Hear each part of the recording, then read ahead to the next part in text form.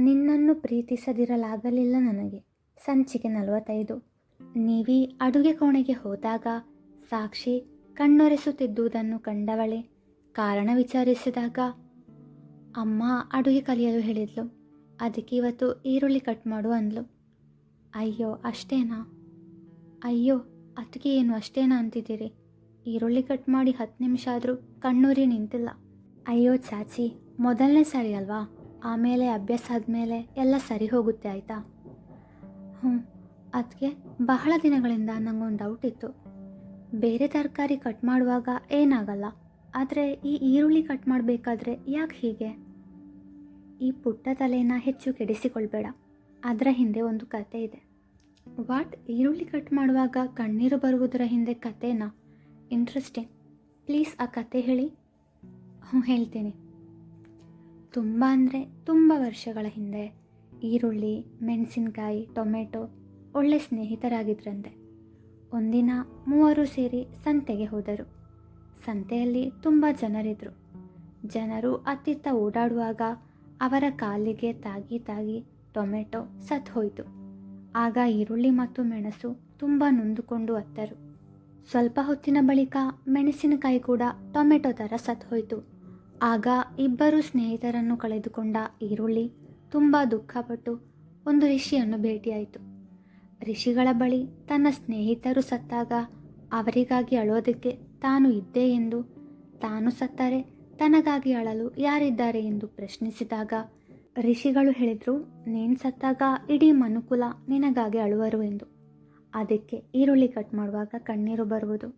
Wow, super story. ಅದಕ್ಕೆ ಕತೆ ಹೇಳಿ ಮುಗಿದಿದ್ರೆ ಬೇಗ ರೆಡಿಯಾಗು, ನಿಕ್ಕುಂಜಕ್ಕೆ ಹೋಗಬೇಕು ಎಂಬ ಧ್ವನಿ ಕೇಳಿ ತಿರುಗಿ ನೋಡಿದಾಗ ಚೇತು ಕೈಕಟ್ಟಿ ಹಿಂದೆ ನಿಂತಿದ್ದ. ಸರಿ ಎಂದು ತಲೆ ಆಡಿಸಿದವಳೆ ಬೇಗ ರೆಡಿಯಾಗಿ ಬಂದು ಮನೆಯವರಿಗೆ ಹೇಳಿ ನಿಕ್ಕುಂಜಕ್ಕೆ ಹೊರಟರು. ದಿಶಾ ಮನೆಯಲ್ಲಿ ಇರಲಿಲ್ಲ. ಇದ್ದಿದ್ರೆ ಅವರ ಜೊತೆ ಹೋಗುತ್ತಿದ್ದಳೇನು. ಮೈಸೂರಿನ ಒಂದು ಹಳ್ಳಿಯ ತೋಟದ ಮನೆ. ಹೇಗಿದೆಯಾ ಮಚ್ಚ, ಕೊಬ್ಬು ಕರಗಿತೋ ಇಲ್ವೋ? ಆ ವ್ಯಕ್ತಿ ಮೌನವಾಗಿ ಕುಳಿತಿದ್ದ. ಆಗ ಕಪ್ಪು ವಸ್ತ್ರಧಾರಿ ವ್ಯಕ್ತಿ ಅವರ ತಲೆಗೂದಲನ್ನು ಗಟ್ಟಿಯಾಗಿ ಎಳೆದಾಗ ಅಮ್ಮ ಎಂದು ಕೆಪ್ಪಿಸಿದ ವ್ಯಕ್ತಿ, ಹೆಚ್ಚೆಂದರೆ ನೀನು ನನ್ನನ್ನು ಸಾಯಿಸಬಹುದು ಅಷ್ಟೆ. ನಾನು ಅಲ್ಲದಿದ್ದರೂ ನಿನ್ನ ಅಳಿವಿಗಾಗಿ ಅವರು ಬಂದೇ ಬರ್ತಾರೆ. ನಿನ್ನ ನೀಚ ಕೃತ್ಯಗಳೆಲ್ಲ ಬೆಳಕಿಗೆ ತಂದು ನಿನ್ನ ಸರ್ವನಾಶ ಮಾಡ್ತಾರೆ, ನೋಡ್ತಾ ಇರು ಎಂದಾಗ ಹಹ ಎಂದು ಅಟ್ಟಹಾಸ ಮಾಡುತ್ತಾ, ಎಷ್ಟು ವರ್ಷ ಆದರೂ ಕಿಂಚಿತ್ತೂ ಬದಲಾವಣೆ ಆಗಿಲ್ಲ ನೀನು, ಭಲೆ ಭಲೆ ಮೆಚ್ಚಿದೆ ಕಣೋ ನಿನ್ನ. ಆದರೆ ನನ್ನ ಸರ್ವನಾಶ ಕೇವಲ ನಿನ್ನ ಕನಸು ಅಷ್ಟೆ, ಅದು ನನಸಾಗಲು ಸಾಧ್ಯವಿಲ್ಲ. ಯಾಕೆ ಸಾಧ್ಯ ಇಲ್ಲ? ಖಂಡಿತ ಸಾಧ್ಯ. ನಾನು ಸತ್ರು ಪರಲೋಕದಿಂದ ಅದನ್ನು ನೋಡಿ ಖುಷಿ ಪಡುವೆ ಎಂದಾಗ ಕೋಪಗೊಂಡ ಆ ವ್ಯಕ್ತಿ ತನ್ನ ಚೇಲಾಗಳ ಬಳಿ 2 ದಿನ ಇವನಿಗೆ ಊಟ ಕೊಡಬೇಡಿ ಎಂದು ಆದೇಶ ನೀಡಿ ಹೊರಟು ಹೋದ. ಮನೆಗೆ ಬಂದ ಶಿವನ್ಯಾಳಿಗೆ ಮೀರಾ ಎದುರಾದಳು. ಶಿವನ್ಯಾಳ ಮುಖದ ತುಂಬ ಸಂತೋಷ ಹಾಗೂ ನಾಚಿಕೆ ತುಂಬಿತ್ತು. ವಿಚಾರಿಸಿದಾಗ ತನ್ನ ಮತ್ತು ಚರಣ್ ಪ್ರೀತಿಯ ವಿಷಯ ಹೇಳಿದಳು. ಮೀರಾಳಿಗೆ ತುಂಬ ಖುಷಿಯಾಯಿತು. ಚರಣ್ ಅವಳಿಗೆ ಅಣ್ಣ. ಆವಾಗ ಇನ್ಮುಂದೆ ಶಿವನ್ಯ ಅವಳಿಗೆ ಅತ್ತಿಗೆ ಆಗ್ತಾಳೆ. ಮೀರಾ ಅವಳನ್ನು ಅತ್ತಿಗೆ ಅತ್ತಿಗೆ ಎಂದು ಕರೆದು ರೇಗಿಸತೊಡಗಿದಳು. ಆಗ ಮನೆಯ ಮುಂದೆ ಕಾರು ನಿಂತ ಸದ್ದಾಯಿತು. ನೋಡಿದಾಗ ಚೇತು ಹಾಗೂ ನಿವಿ ಕಾರಿನಿಂದ ಇಳಿದು ಬಂದರು. ಅವರ ಹಿಂದೆ ಐಶ್ವರ್ಯ ಇದ್ದಳು. ಐಶ್ವರ್ಯ ಜೊತೆ ಇದ್ದ ವ್ಯಕ್ತಿಯನ್ನು ನೋಡಿ ಮೀರಾ ಹಾಗೂ ಶಿವನ್ಯ ಮುಖ ನೋಡಿ ಅಚ್ಚರಿಪಟ್ಟರು. ಯಾಕಂದರೆ ಐಶ್ವರ್ಯ ಜೊತೆಗೆ ಇದ್ದ ವ್ಯಕ್ತಿ ಡಾಕ್ಟರ್ ಅಭಿಲಾಷ್. ಅವರಿಬ್ಬರ ನಡುವೆ ಎಲ್ಲ ಸರಿ ಹೋದ ವಿಷಯ ಐಶ್ವರ್ಯ ಯಾರ ಬಳಿಯೂ ಹೇಳಿರಲಿಲ್ಲ. ಮೀರಾ ಹಾಗೂ ಶಿವನ್ಯರಿಗೆ ಐಶ್ವರ್ಯ ಪ್ರೀತಿಸುತ್ತಿದ್ದ ವಿಷಯ ಗೊತ್ತಿತ್ತೇ ವಿನ ಅವಳ ಮನೆಗೆ ಬಂದು ಮದುವೆ ಬಗ್ಗೆ ಮಾತುಕತೆ ನಡೆದ ವಿಷಯ ಗೊತ್ತಿರಲಿಲ್ಲ. ಇಬ್ಬರೂ ಸೇರಿ ಐಶ್ವರ್ಯ ಕೈ ಹಿಡಿದು ಒಳಗಡೆ ಎಳೆದುಕೊಂಡು ಹೋದರು. ಶಿವನ್ಯ, ಹೇ ಐಸ್, ನಾನು ನೋಡ್ತಾ ಇರೋದು ಕನಸ ನಿಜನಾ? ಡಾಕ್ಟ್ರನ್ನ ಪಟಾಯಿಸ್ಕೊಂಡ್ಬಿಟ್ಯಾ? ಮೀರಾ, ಐಶು ನಮ್ಮ ಹತ್ರ ಯಾಕೆ ಹೇಳಲಿಲ್ಲ?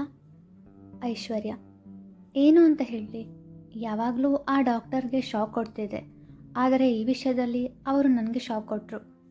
ಅದೇನಾಗಿತ್ತು ಗೊತ್ತಾ? ಅಪ್ಪ ಅವಸರವಾಗಿ ಮನೆಗೆ ಬರಲು ಹೇಳಿದರು.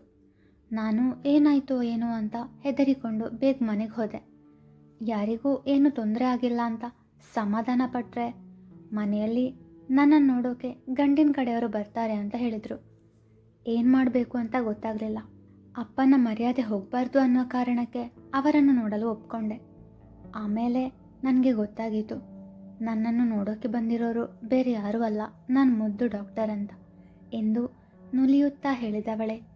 ಮದುವೆ 2 ವರ್ಷ ಕಳೆದು, ಇವಾಗ ನಾವು ಸ್ವತಂತ್ರ ಪ್ರೇಮಿಗಳು ಎಂದಳು. ಅಷ್ಟರಲ್ಲಿ ನಿವಿ, ಚೇತು, ಡಾಕ್ಟರ್ ಅಭಿಲಾಷ್ ಮನೆಯೊಳಗೆ ಬಂದರು. ಐಶು, ನಿನ್ನ ಮುಖದಲ್ಲಿ ಹೊಸ ಕಳೆ ಬಂದಿದೆ ಎಂದು ಲಕ್ಷ್ಮಿಯವರು ಹೇಳಿದಾಗ, ಲಚ್ಚು ಡಾರ್ಲಿಂಗ್, ಅದು ಕಳೆ ಅಲ್ಲ, ಕಲೆ. ಮೊನ್ನೆ ತಾನೇ ಮದುವೆ ಬಂದಿತ್ತು, ಅದರ ಪ್ರೀತಿ ಸಂಕೇತ ಆ ಕಲೆ ಎಂದಳು ನಿವಿ. ತರ್ಲೆ ಸುಮ್ಮನಿರೆ ಎಂದು ಶಾಂತಿಯವರು ಹೇಳಿದಾಗ, ಮೀರಾ ಹಾಗೂ ಶಿವನ್ಯ ನಿವಿ ಪರವಹಿಸಿ ಮಾತನಾಡಿದರು.